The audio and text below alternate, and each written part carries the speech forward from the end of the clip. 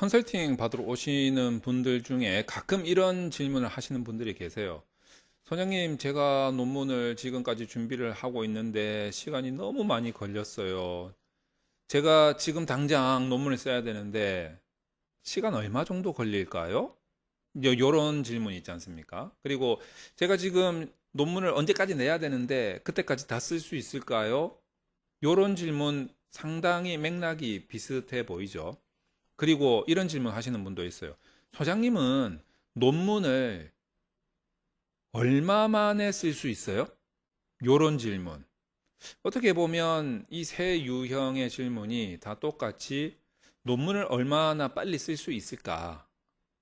라는 의미와 상통하지 않나 이렇게 생각을 합니다. 근데 뭐 논문을 빨리 쓴다면 그냥 뭐 개발, 세발 쓰면서 막 쓴 논문까지 다 포함하는 건 아니고 정상적인 논문이라고 봐야 되겠죠.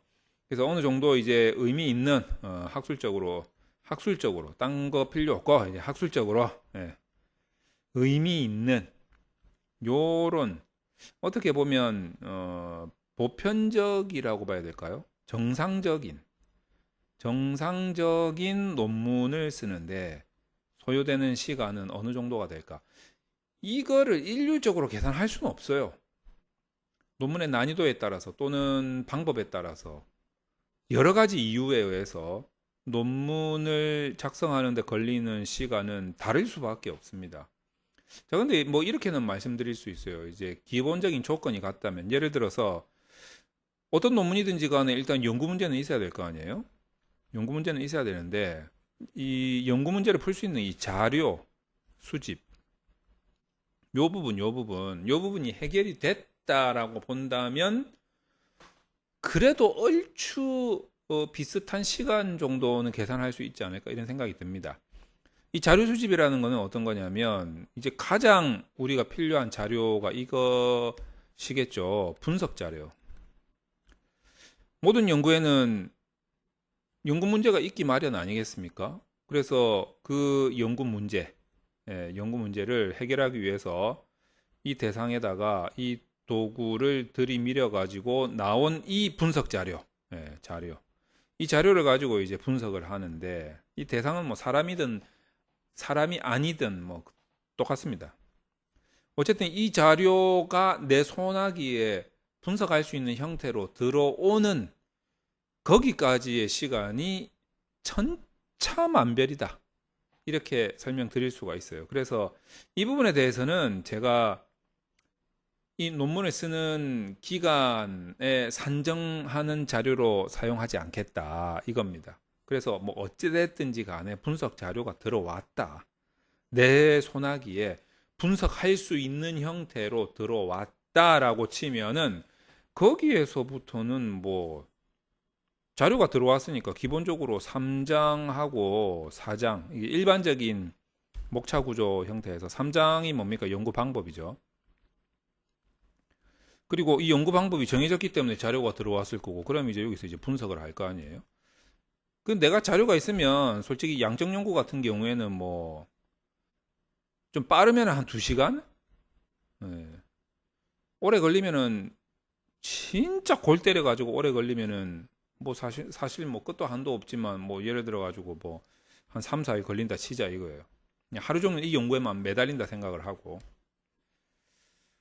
그러면 뭐 요 정도 3, 4장은 잡으면 될 거고 그러면 이 연구 방법이 나왔다라는 거는 그 자료가 이제 내 손에 들어왔다는 거는 연구 문제가 나왔다는 소리고 연구 문제가 나왔다는 거는 연구 필요성이 나왔다는 거고 연구 필요성이 나왔다는 거는 학술적인 배경, 다시 말해서 선행 연구 동향이 얼추 어떻게 논리 구조가 짜여져 있는지가 나왔다는 소리이기 때문에 그 논리 구조에서 서론을 작성하는 데는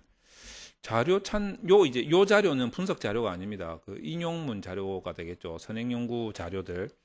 요거를 조금 더 정확하게 찾고 요것도 사실 뭐 끝도 한도 없지만 어쨌든 뭐 이 자료 찾는데 논리 구조가 나와서 그거를 역으로 찾아 들어간다라는 거 보면 필요한 자료만 찾으면 되니까 뭐 요거 뭐 한 3, 4일 뭐 쓰는데 하루 뭐 통 합해서 한 5일 정도 넉넉 잡고 그렇게 걸리지 않을까라는 생각이 들고 그 다음에 뭐 서론이 있겠다, 뭐 분석 나왔겠다, 이러면 이제 결론 쓰는데 뭐 한 하루 정도 잡으면 될 거고. 그럼 뭐가 남았습니까? 2장 남았죠. 2장 이론적 배경. 근데 이론적 배경을 만약에 예를 들어 가지고 학회 논문이다 이러면은 굉장히 시간이 짧게 걸리겠죠. 근데 학위 논문이다. 근데 그것도 박사 논문이다 이러면 또 교수님이 페이지 엄청나게 많이 요구한다. 이러면 이제 여기서 또 시간 다 잡아먹을 거란 말이에요.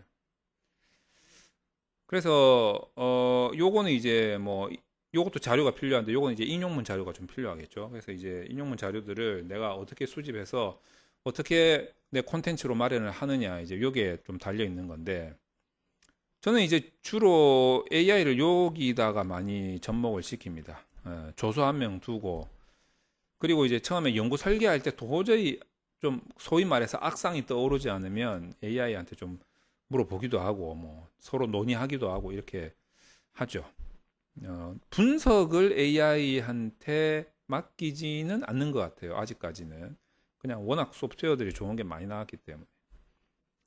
자, 그래서 뭐 이렇게 본다면 전반적으로 보면은 뭐 진짜 자료 수집 기간까지 포함시키면은 정말 끝도 한도 없지만 그게 아니라면은 기본적으로 페이퍼 작성 기간은 뭐 그렇게 오래 걸리지는 않는다 이런 생각이 좀 듭니다. 단 조건이 뭐냐면 이거는 그냥 하루 종일 그냥 논문만 쓴다라고 생각했을 때 그냥 밥 먹고 화장실 가고 잠자고 그거 빼고 다 논문만 쓴다고 생각했을 때 이야기라는 점 오해 없으시기 바랍니다. 그리고 분석 자료 수집 기간은 제외시켰다는 점.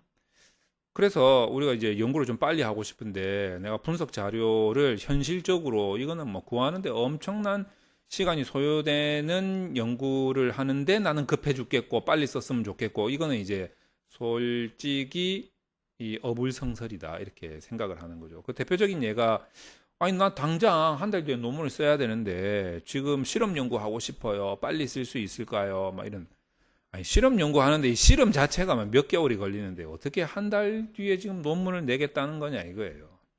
그러니까 자료 자체가 지금 몇 달이 걸릴 판인데 어떻게 논문을 빨리 쓰겠습니까? 이런 게 이제 소위 말해서 완전히 잘못된 생각이 아닐까 이렇게 드는 거죠. 뭐 예를 들어서 이런 경우도 있습니다. 내가 지금 설문조사 다 했다거나 또는 뭐 패널 데이터를 이용한다.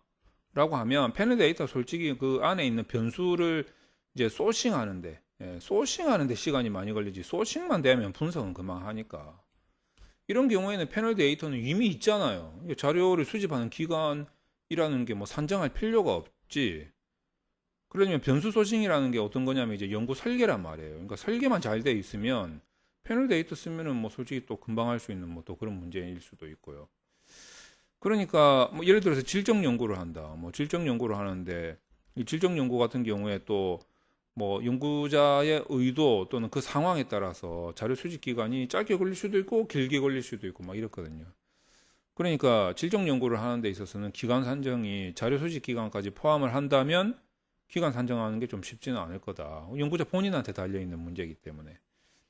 그래서 마지막으로 이제 뭐 예를 들어 가지고 저는 논문을 제가 저를 위한 논문은 안 쓰지만, 제가 뭐 솔직히, 아휴, 당장 뭐 내가 논문 하나 써야 되는 판인데, 근데 빨리 좀 쓰고 싶네? 이러면 저 같으면 당연히 있는 데이터 가지고 하겠죠. 뭐 패널 데이터를 쓴다든가, 아니면 뭐 빅데이터를 빨리 구해가지고 뭐 쓴다든가, 어떤 아카이브 같은 데 들어가가지고 아니면은 출정 연구는 제가 할 수는 있지만 시간이 너무 걸려서 좀 가성비 있게 논문을 쓴다면 안 할 것 같고 아니면 이제 뭐 메타 분석 같은 거 있잖아요. 뭐 기존에 나와 있는 연구들에서의 자료들을 소싱해 가지고 그냥 할 수 있는 메타 분석이라든지 이것도 사실 그 메타 분석 할 수 있는 자료를 구하는 데 시간이 좀 걸리긴 하죠. 근데 내가 별도로 막 조사를 해서 분석 자료를 수집하는 것보다는 메타 분석이 차라리 낫지 않나 뭐 이런 생각이 좀 들기도 하고 그리고 뭐 예를 들어 가지고 제가 그 멤버십 모임에서도 서울 2차 모임에서도 말씀을 드렸지만 뭐 예를 들어 가지고 내가 뭐 구조 방정식 모형을 하고 싶은데 구조 방정식 모형 분석을 하고 싶은데 뭐 예를 들어서 이게 이제 여러분들은 그 설문조사나 뭐 패널 데이터 가지고 원 데이터, 원 데이터, 로우 데이터가 있어야만 구조방정식 모형 분석할 수 있는 걸로 생각을 하시겠지만 구조방정식 모형 분석이 원래 공분상 구조 방정식이거든요. 이제 12구조 방정식을 말하는 겁니다. 공분상 구조 분석이 12구조 방정식이기 때문에 공분산 행렬이 있으면 얘를 원 데이터처럼 사용할 수가 있거든요. 그러면 이제 공분산 행렬만 있으면 내가 모형을 좀 조정을 해가지고 구조방정식 모형 분석을 할 수 있죠. 이 공분산 행렬을 그러면 어디서 구할 건데? 공분산 행렬이 상관 행렬에서 나오는 거니까 뭐 어지간한 양적 연구에 상관 행렬 다 있잖아요. 그거를 가지고 거기에 나와 있는 기술 통계 표가 또 있을 거 아니에요. 그러니까 요거 두 개 합쳐가지고 공분산 행렬 만들어내서 얘를 가지고 내가 모형을 바꿔가지고 새로운 12구조 방정식 모형 분석을 한다든지 이런 식으로 하면은 뭐 자료 수집에 대한 시간이 덜 걸리는 거죠. 아니, 물론 이제 그게 이런 경우에는 여러분들 그 모형을 괜히 비스무리하게 해놨다가 무슨 뭐 표절이냐 아니니 이런 이야기가 안 나오게끔 이제 주의를 해야 되겠지만 누가 저한테 빨리 논문 좀 써봐라 라고 요청을 해서 내가 진짜 이 논문을 빨리 써야 된다 라는 상황에 빠진다면 뭐 이런 분석을 하지 않겠나. 여러분은 이제 뭐라고 생각하시냐면 이런 거 뭐 골치 아프니까 그냥 뭐 문헌 고찰이나 예? 아니면은 뭐 질적 연구에서 사례 비교 연구 이런 거 있잖아요. 사례 구해가지고 이런 연구를 하는 게 좀 더 빠르지 않겠냐고 생각을 하시고 저한테도 그렇게 반문하시겠지만 이게 더 어려워요. 이게 더 어려워. 더 어려워. 설득시키기도 어렵고 쓰기도 어렵고. 예. 그래서 이런 거는 저는 하지 않는다.